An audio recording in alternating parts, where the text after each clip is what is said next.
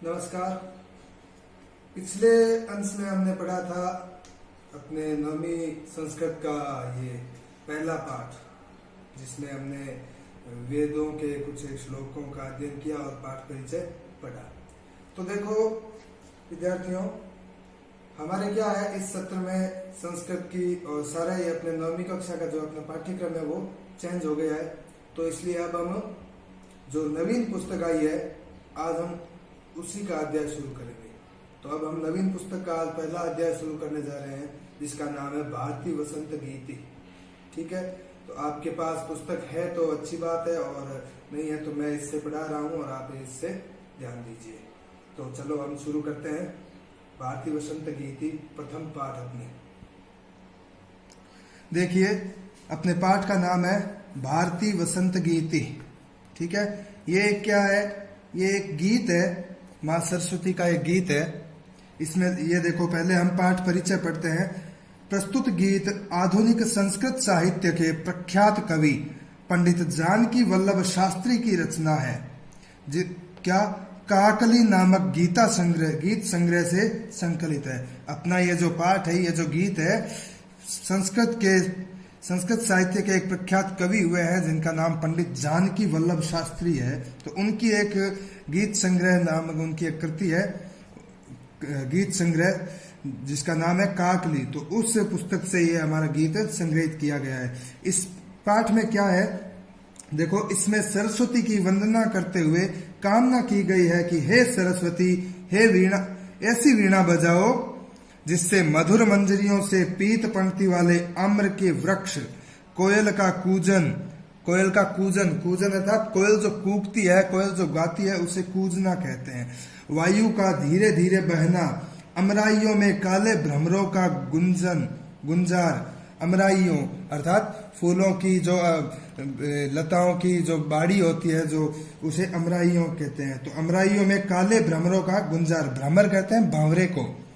ठीक है, भांवरे के ही पर्यायवाची है भांवरा, भ्रमर, अली। ठीक है, और नदियों का जल वसंत ऋतु में मोहक हो उठे। स्वाधीनता संग्राम की पृष्ठभूमि में लिखी गई यह गीतिका एक नवीन चेतना का आह्वान करती है, एक नवीन जागृति उत्पन्न करने का आह्वान करती है स्वतंत्रता संग्राम की पृष्ठभूमि में। अर्थात कवि इस गीत के माध्यम से लोगों को जागृत करने की, चेतना करने की चाह करता है, तथा ऐसे वीणा स्वर की परिकल्पना करती है जो स्वाधीनता प्राप्ति के लिए जन समुदाय को प्रेरित करे, जन समुदाय को स्वाधीनता प्राप्ति के लिए जागृत करे। ठीक है, तो देखो अपने ये जो गीत है, देखिए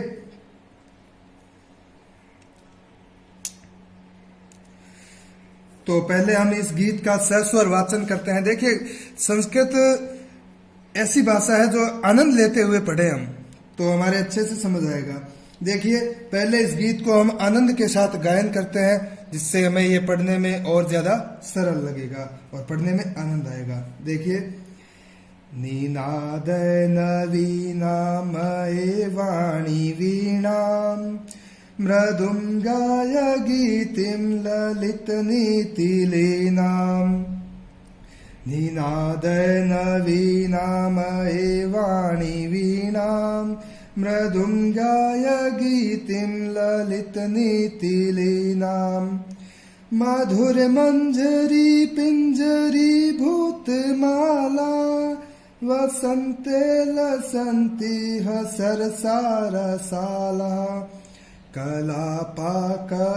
कलापा ललित कोकिला काकलीनाम निनादय नवीनामये वीणाम।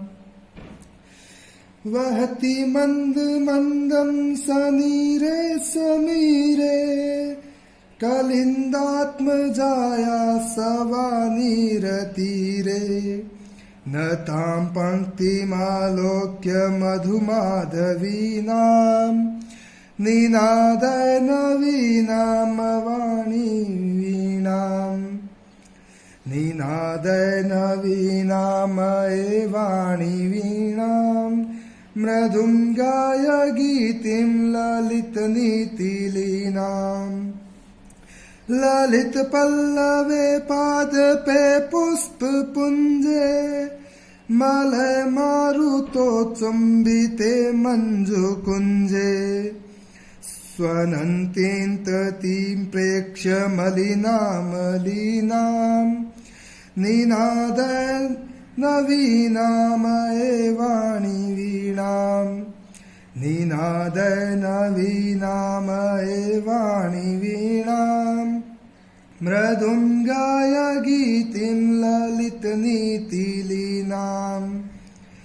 लतानां नितान्तं समं शान्तिशीलम् चलेदुच्छलेत्कान्तसलिलं सलीलम् तवाकर्ण्यवीणामदीनां नदीनां निनादय नवीनामये वाणी वीणां निनादय नवीनामये वाणी वीणां मृदुं गाय गीतिं ललित नीतिलीनां। तो देखिए, आशा करता हूँ आपको आनंद आया होगा मेरे इस गीत में। और अब हम देखो इस गीत का सस्वर वाचन हमने कर लिया। अब संस्कृत में देखो श्लोकों का जब हम अनुवाद करते हैं तो पहले अनुवाद करने के लिए उसका अन्वय करना होता है हमें, जिससे क्या है अनुवाद आसानी से हो जाता है। तो देखिए पहले हम इनका अन्वय करते हैं। पहले श्लोक का अन्वय देखिए क्या है। नवीनाम अये, देखिए अये वाणी, हे वाणी। देखिए यहाँ पे अये दिख रहा है आपको, इसका देखो नवीना, नवीनाम धन अये। जब हम इसका संधि विच्छेद करेंगे तो हो जाएगा नवीनाम धन अये। यहाँ पे दीर्घ संधि है। कौन सी संधि है? दीर्घ संधि। नवीनाम धन अये हुआ। अये, अये का अर्थ होता है हे, हे वाणी। वाणी का अर्थ है, वाणी किसे कहते हैं? वाणी कहते हैं मां सरस्वती को। वाणी किसे कहते हैं? सरस्वती को। वाणी की देवी, जो वीणा की देवी, वाक देवी जो है, उसे वाणी कहते हैं। तो देखो अये वाणी, अये वाणी नवीनाम वीणाम निनादय। अये वाणी नवीनाम वीणाम निनादय ललित नीति लीनाम मृदुम गीतिम गाय।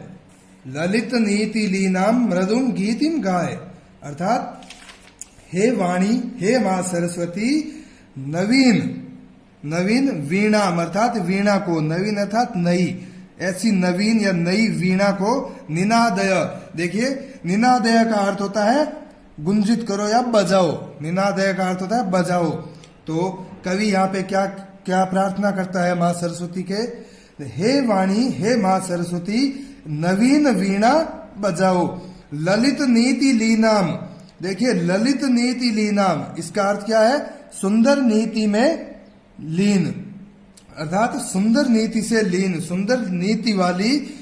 ललित नीति लीनाम, ललित अर्थात सुंदर, नीति लीनाम अर्थात नीति से परिपूर्ण या नीति में लीन। मृदुम, मृदुम का अर्थ होता है कोमल, ठीक है, कोमल। गीतिम अर्थात गीत, गाय अर्थात गाओ। तो देखिए कवि यहाँ पर प्रार्थना करता है कि हे वाणी, हे सरस्वती, ऐसी नवीन वीणा बजाओ और सुंदर नीति युक्त कोमल गीत गाओ।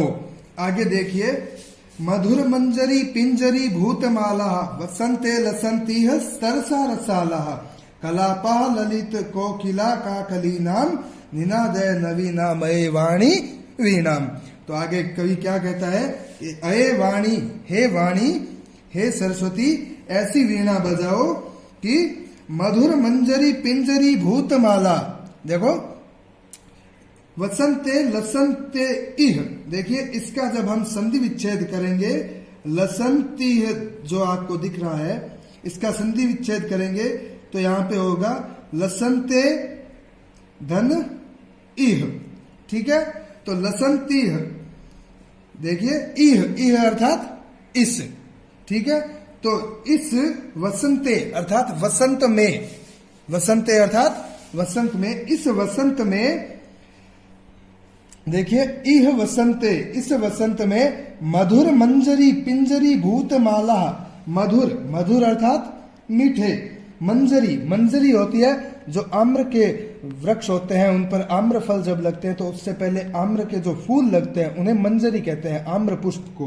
तो देखिए, मधुर आम्र पुष्प, पिंजरी अर्थात पीले रंग की, भूतमाला अर्थात भूत अर्थात हो गए हैं, माला अर्थात पंक्ति या माला हार।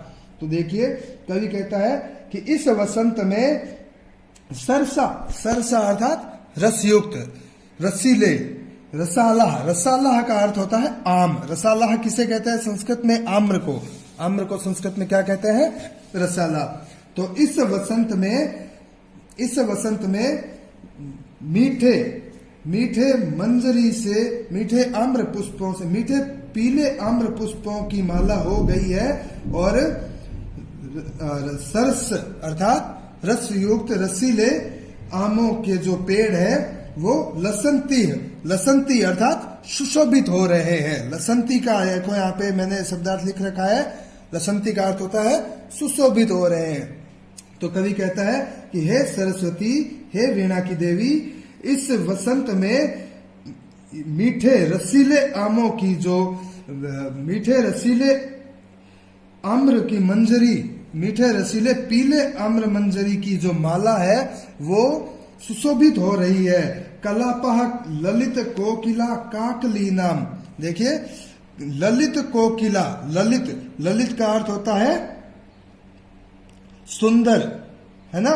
तो ललित कोकिल, ललित कोकिला अर्थात सुंदर, कोकिला कहते हैं कवि को, सुंदर, कवि नहीं सॉरी, कोकिला कहते हैं कोयल को। तो मनोहर कोयल की, काकली नाम, काकली नाम कहते हैं कोयल के कूकने की जो आवाज होती है। यहाँ पे मैंने बताया था ना काकली, काकली का अर्थ होता है कोयल की कूक।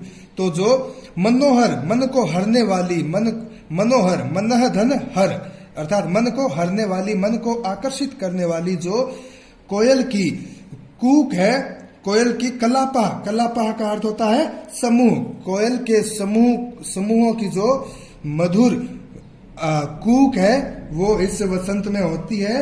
और इस वसंत में मधुर मीठे रसीले आम्र मंजरी के जो आम्र के पेड़ों की जो माला है वो सुशोभित हो रही है।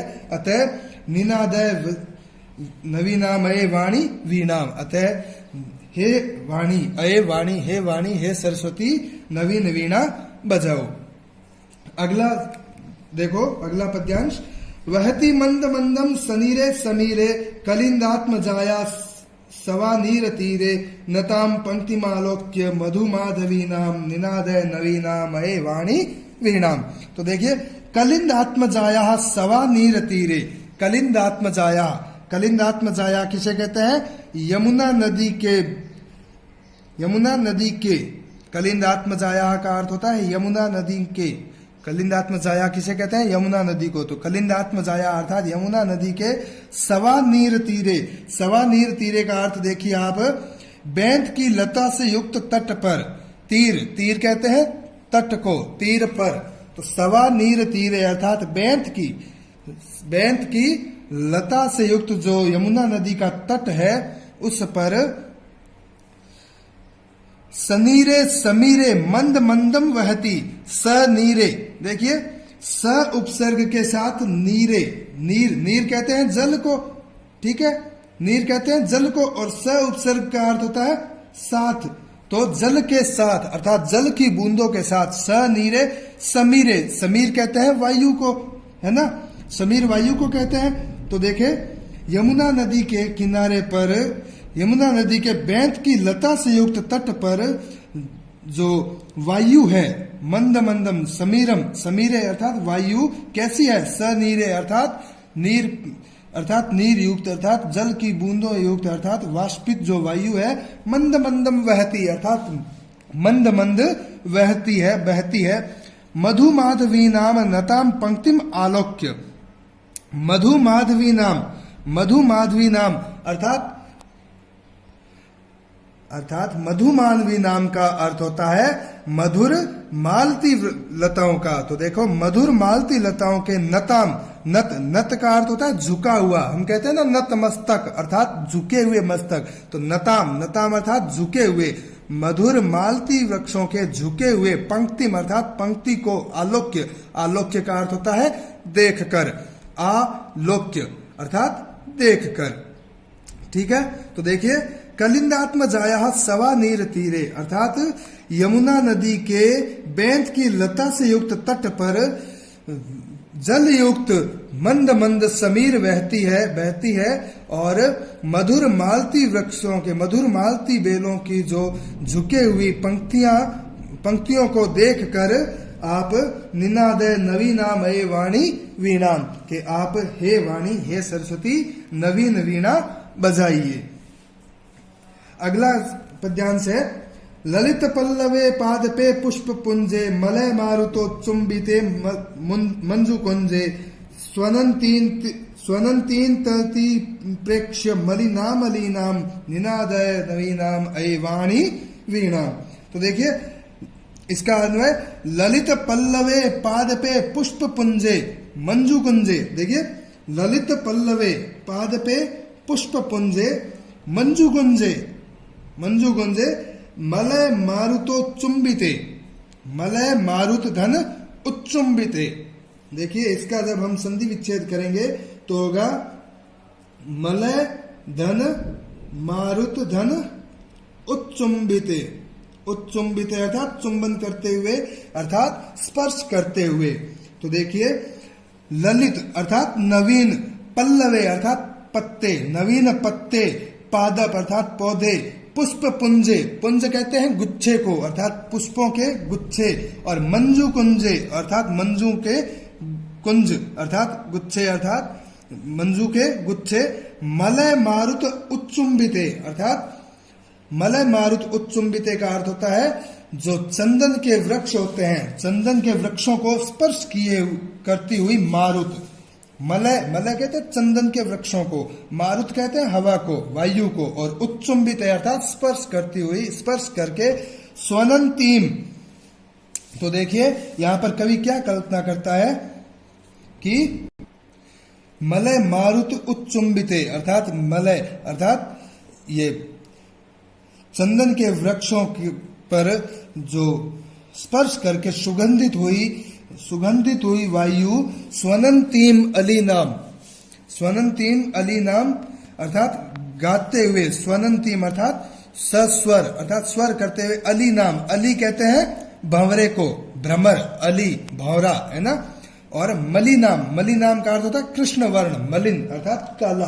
तो देखो ललित पल्लवे पादपे पुष्प पुंजे अर्थात नवीन पत्तों पर, पादपों, पुष्पों के गुच्छों, और मंजू कुंजे अर्थात नवीन लताओं पर, मलय मारुत उच्चुंबित अर्थात मलय मारुत उच्चुंबित अर्थात चंदन के वृक्षों से स्पर्श करके सुगंधित हुई जो वायु है वो, और गाते हुए काले भंवरों को, भंवरों की ततिम, ततिम का अर्थ होता है पंक्ति, ततिम का अर्थ होता है पंक्ति, प्रेक्ष्य, प्रेक्ष्य अर्थात देखकर, प्रेक्ष्य का अर्थ होता है देखकर। इसमें देखिए प्रेक्ष्य में प्र उपसर्ग है, इक्ष धातु है और ल्यप प्रत्यय है, ल्यप प्रत्यय, प्र उपसर्ग। देखिए जब आगे कोई प्रत्यय लगा होता है और उसके बाद धातु को कर या कर के अर्थ में, अर्थात एक क्रिया के पूर्ण होकर दूसरी क्रिया जब शुरू होती है तो उसके साथ आगे अगर उपसर्ग लगा हुआ है तो ल्यप प्रत्यय जोड़ते हैं। तो देखिए प्र उपसर्ग है और इक्ष धातु के साथ ल्यप प्रत्यय, तो प्रेक्ष्य अर्थात देखकर।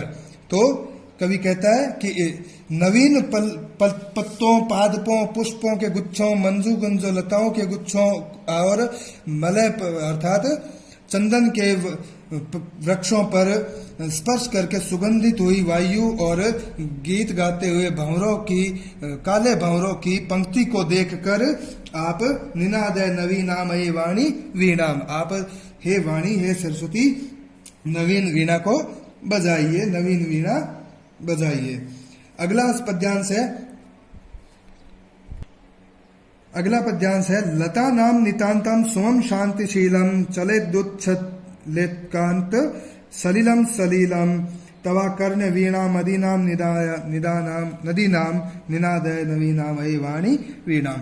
तो इसका देखो अन्वय क्या है कि तव अधिनाम, तव अधिनाम, तव अर्थात तुम्हारे, अधिनाम अर्थात तेज युक्त, तुम्हारी तेज युक्त वीणाम आकर्ण्य, वीणाम तव अधिनाम अर्थात तुम्हारी तेज युक्त वीणाम, वीणा को आकर्ण्य, आकर्ण्य अर्थात सुनकर, आकर्ण्य अर्थात सुनकर, तुम्हारी तेजस्वी वीणा को सुनकर लता नाम नितांतम, लता नाम नितांतम, लता नाम अर्थात लताओं के बेलों के, नितांत सुमम अर्थात पुष्प, शांतिशीलम जो शांति, जो शांत पुष्प है वो शांतिशीलम, सुमम चलेत अर्थात जो शांतिशील जो पुष्प है, जो शांत पुष्प थे वो तुम्हारी तेजस्वी वीणा को सुनकर चलेत अर्थात चलने लगे, अर्थात एकदम से वो उत्साहित हो उठे हैं।